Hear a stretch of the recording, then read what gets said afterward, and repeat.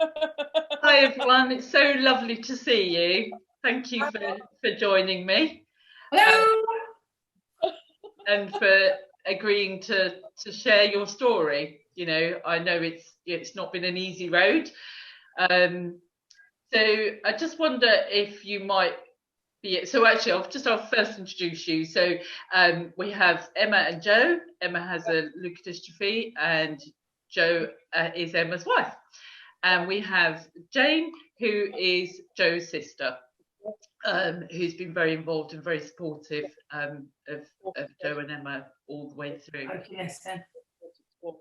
So I just wonder if you could just kind of think back to before Emma, when she was first displaying some symptoms that didn't kind of make any sense and you were really concerned about. I just wonder if you could take us back to that time and just kind of give us a bit of an overview about what happened and the frustrations you faced. Yeah, I mean, we'd started to notice Em's behaviour wasn't quite right. She had been suffering with depression, and it was just the social interaction was, she seemed to have lost the filter a little bit, like things that were slightly inappropriate Em wouldn't bat an eyelid about. She would just, come out with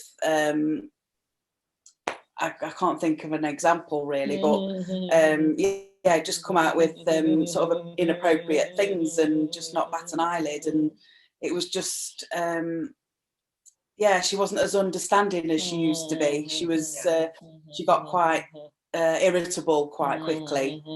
Can you think of anything, Jane? Sorry. Yeah, they've just sort of mood swings, a lot of mood swings. You didn't know just which Emma you were going to get one day. It could be a bit snappy, or and probably lacked a bit of empathy. Sorry, I'm talking about you. And also, but difficulty in concentrating on things as well, wasn't it? Like making cups of tea. She'd make one for you, but forget one to make one for herself, and little things like that started to add up. She'd sort of forget one component of it, or she'd bring the milk in on the coffee table rather than the drink. Just leaving doors unlocked, losing keys. Went through a few keys and phones. A lot of keys and phones.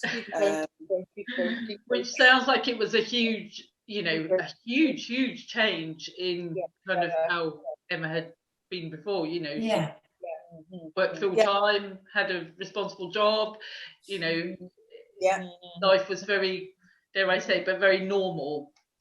It was you hadn't had any sort of concerns before. No, this all suddenly appeared. No. And so you went to your GP, because of course they're your first port of call if you're concerned about anyone, and that was a really difficult time for you, wasn't it? Yeah, it was, definitely. And we did have a problem with not taking her antidepressants, and it took me a while to realise that she was telling me that she'd taken them and she hadn't. When I soon cottoned on to that, and you were taking them regularly. So then when we went to the doctors, they sort of said, okay, well, maybe it's the tablets, this particular tablet that isn't working for you. Go away and try this one for a few months, because it takes few months, time to settle in. So that happened a good couple of times.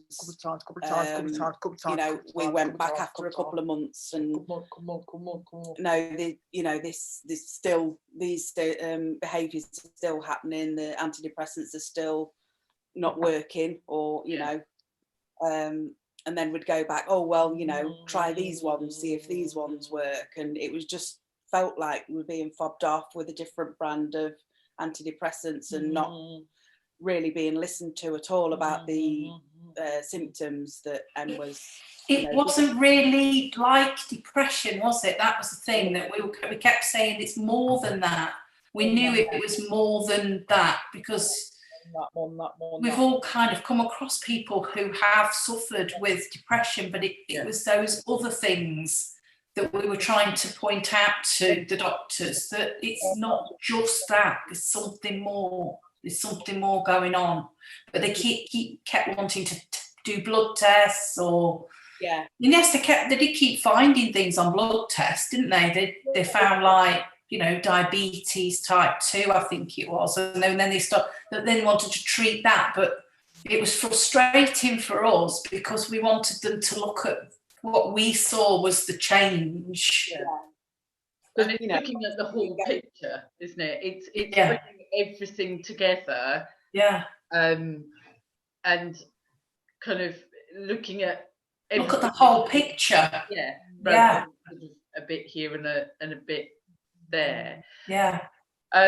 So it kind of came to a head as such, and you all decided, including your lovely mum, to have a meeting with GP, because obviously, Jane, you were having difficulties talking to the GP because of GDPR, and obviously Emma, being an adult, they're not allowed to. That's it. So you set up a meeting. Well, you'd actually written a letter, hadn't you? Yes. Prior to that, and set up a meeting. So do you remember how that, was what happened in that meeting? I don't know. I've no idea. No idea. You can't remember him. Prior to that, the doctor's appointments that me and Emma had, I felt like I was being fobbed off all the time, and made to feel like it was in my mind that I was making things up. I even said to one of the doctors, I'm worried that Emma's got, some form of dementia, and he just said, no, she's too young to have that. And it was just, I was, getting frustrated, and obviously spoke to Mum and Jane about it, who then got us this appointment all together. So, we weren't going to be fobbed off this time. But that's exactly what did happen. Every appointment that I'd been to and been fobbed off, and you just met with a blanket, no, she's too young to have dementia and it's depression, box it all in the depression bracket, and off you go. And this meeting that we all had was not much different, was it, Jane? No. We thought that it was sort of, if there were three of us and Emma, we could all pitch in and give a bit of our feedback, really, and just give a little bit of input. But she really didn't want to listen to. We'd even had a meeting beforehand, all four of us at Mum's, and talked about what we were going to talk about, because some of the things we wanted to talk about are really difficult. Difficult subjects. So we had the meeting the night before, so we'd even practice, and then to just go and have the meeting and with the doctor, and to get kind of fobbed off with another, we'll refer you, and if anything happens in the meantime, go to A&E. I remember Joe, we went outside and Joe was in tears, and we were all standing round hugging her, and Emma as well, and the doctor just walked past us, and just because she knocked off for the day. And it was just like, oh God, really? I mean, it's just so difficult. Really sad.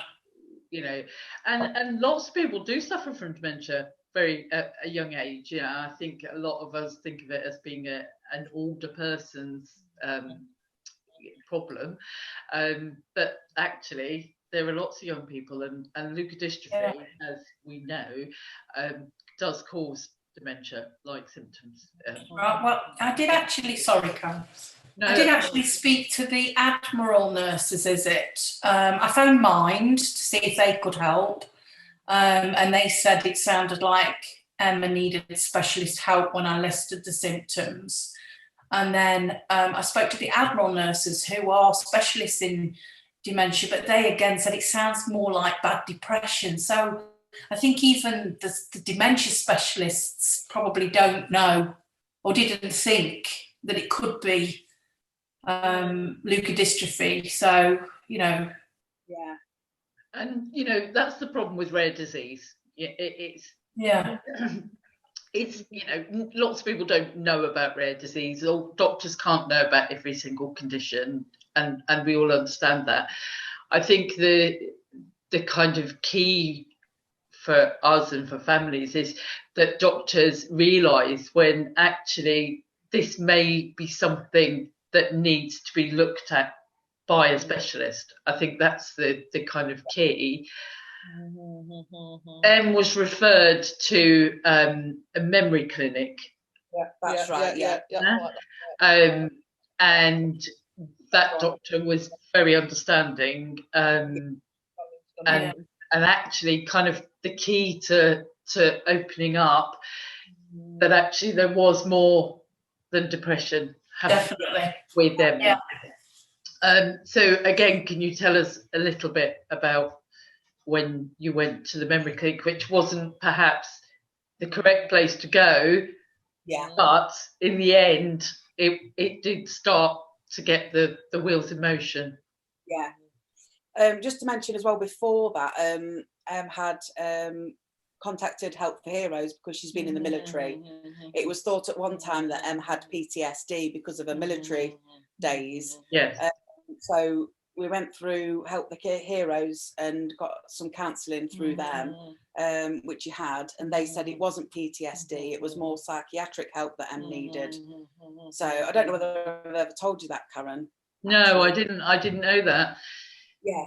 So that's really interesting that they had picked up that actually it was something kind of psychiatric, which says to me there's something going on within Em's brain. Yeah. So and sorry, back to you know, kind of quite serious. Yeah. We went to the memory clinic, and we had an initial assessment with the nurse, who asked them lots of questions and things like who's the, you know, president of the United States and all that sort of stuff, and who are you with? Obviously, she was with me, and just the normal questions you would expect to be asked. Quite a lot of them got wrong, as in she said that the president of the United States was Bill Clinton. So it just... That was quite a long time ago, Emma.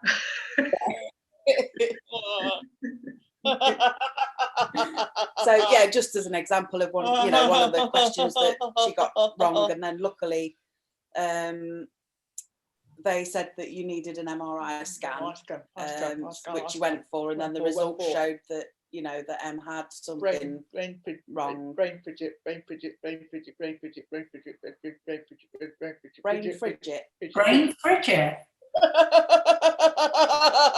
don't know. That's okay. I think that's probably quite a good exit.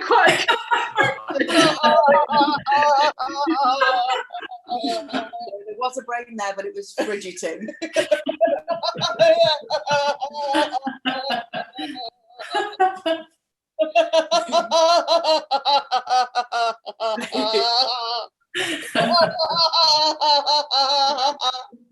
I love your laughing.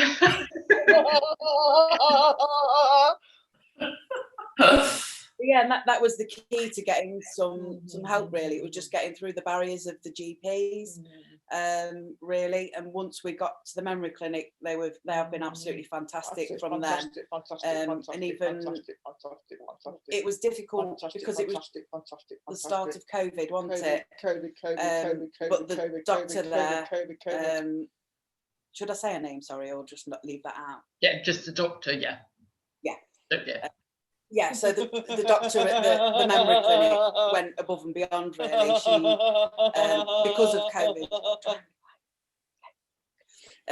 of COVID, she offered to meet me in a park, so we would be outside, so that she could discuss, you know, what were the findings of the MRI scan.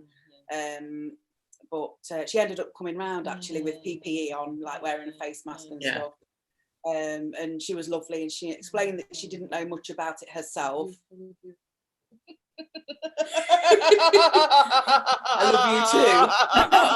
Oh, that's nice. You softy.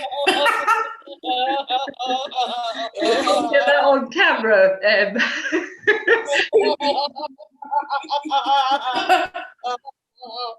So right, yeah. So yeah, she came with some information that she printed out about ALSP and explained that she didn't know much herself about it. But she was as helpful as she could have been. And yeah, she was really good. Really helpful. I passed Karen's name. That's Karen's name. That's right. No, you're right, she did. She did. Oh, right. Yeah. I think she actually contacted you then, Karen, didn't she? Yes, she did. And then in the meantime, I'd found you on the internet. I suppose while I was Googling ALSP, really, to try and find out anything about it. Yeah. And that's how we got to be in touch with you. So yeah, that was a good thing that the memory clinic did. Yeah. Yeah, no, she absolutely, even from my point of view, went above and beyond, because she contacted me to ask if there was any way we could help and with information and support, sort of thing. And it's just what you want. You just need somebody to just say, you're right, there is something you need, and you feel like, oh, at last, yes. And it's always to get a diagnosis. It's really difficult to be given a diagnosis, especially when it's a diagnosis where actually there isn't any available treatment. But at the same time, it actually helps you to move on and to know what you're dealing with and the help that you need, and to stop being dismissed, I think is so important, because it must have been so stressful for you, Jo, to feel, and Jane, you and Mum Jenny, to feel like you were being dismissed and that you were kind of somehow, making a mountain out of a molehill, that you were exaggerating what was happening, and that's really stressful and really difficult and so frustrating, to the point where frustration isn't the right word. There needs to be a bigger word than that. So Jane, yes, you called me, and we had a chat, and then I kind of put down the phone to you and phoned you, Jo. And it's been a great privilege to be able to help you, and you've been a great help, Karen. You really have. It's a big thing to suddenly let a stranger into your life, and share things that are difficult to share. They're personal, and they're very difficult.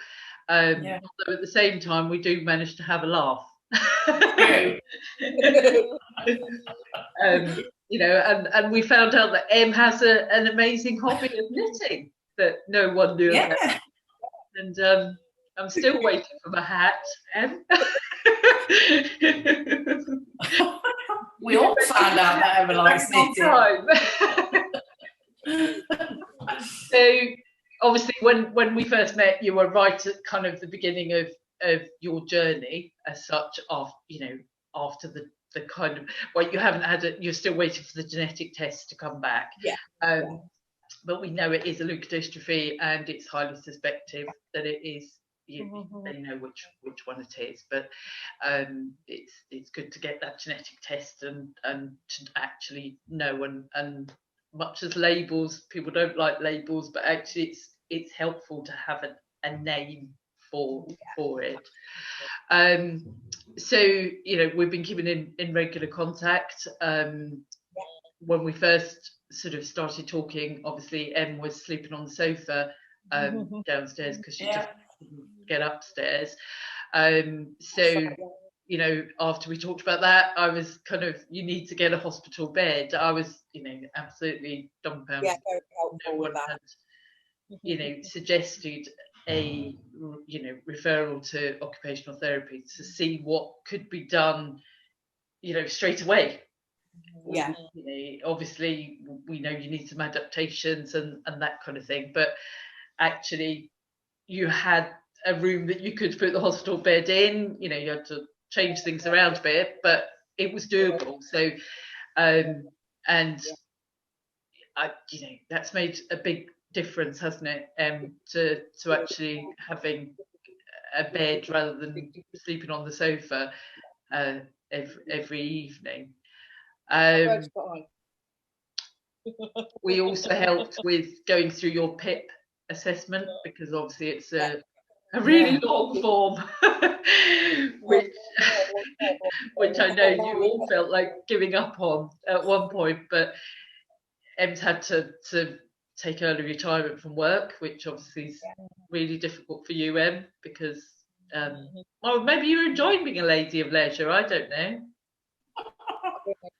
I don't know. Are you enjoying being a lady of leisure? No, not really. Not really. You'd rather be at work. Work. So, you know, that's really difficult, and you know, should have personal independence payment. So I was really glad that I could help you to go through this mountainous form. So, and you know, they're the kind of practical things that helped with. That have really helped, haven't they, Jo? Because when you think about it, since the diagnosis and since getting in touch with Karen, there's carers and the bed's been put in place and the ramp and the Sheila's wheels, you know, the motor scooter, and it's quite amazing how much has happened since that actual diagnosis, because we were in limbo and now things are moving, things are helping. I don't know, that's how I see from what, you know, from the outside, that things seem to be so much, obviously not better, but you have more help, so much more help than you did before. Yeah, absolutely. More help. Well, yeah, found it hard to get around the house, obviously, because our stairs are quite steep, so not big enough to have a stair lift or anything, so they put an extra handrail. Handrails. They are really steep, even I struggle to get down your stairs. Yeah, especially when you've had a drink. Yeah, I mean, everything's helped. Help. The ramp to get the scooter out that Em's mum bought her. They've bought the scooter. Mum bought the scooter. Yeah, and you like going on the park. Well, your mum paid for it, but it doesn't matter. Mum paid for it. But we call it Sheila's wheels, don't we? And you like going out on the park. There's a tendency to go AWOL on it, though, doesn't it? Yeah. Need a tracking device on you, Em. We do. So we now have and I'm going to ask Jo, sorry, to share your. I think we should perhaps have a video of Emma's exploits on her wheel. So you quite enjoy not waiting for Jo. Yeah. Go off on your own on your scooter. On the own. Yeah, so one day I was getting Em ready and my phone rang. I would just come back in to sort the dog out and answer my phone call, which was Jane actually. On the phone for 5 minutes. So I got the dog ready, went outside, and Em had gone. So I was like, oh dear. So it took me, luckily I'd got her on the lowest setting on the turtle.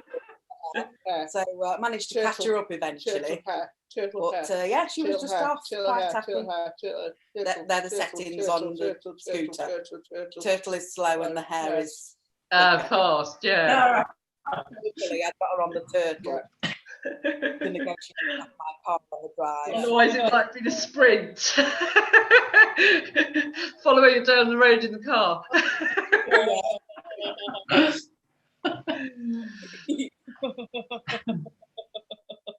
Oh, well, thank you so much for sharing your journey to this point.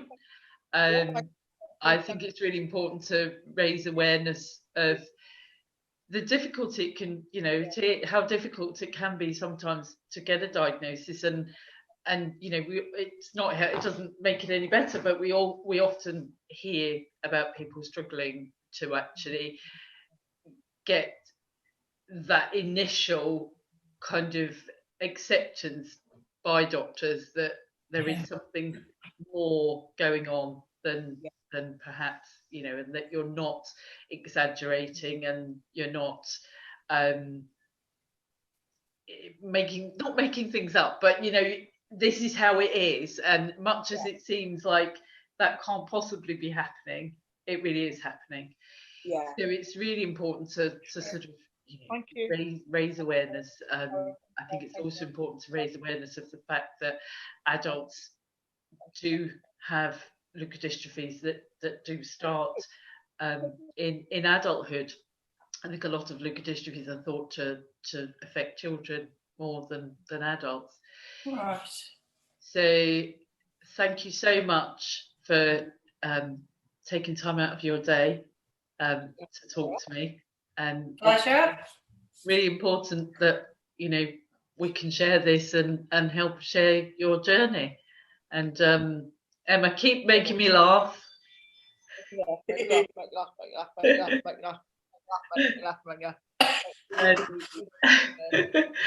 And I think you're all doing amazingly well, you know, with what you have to face every day.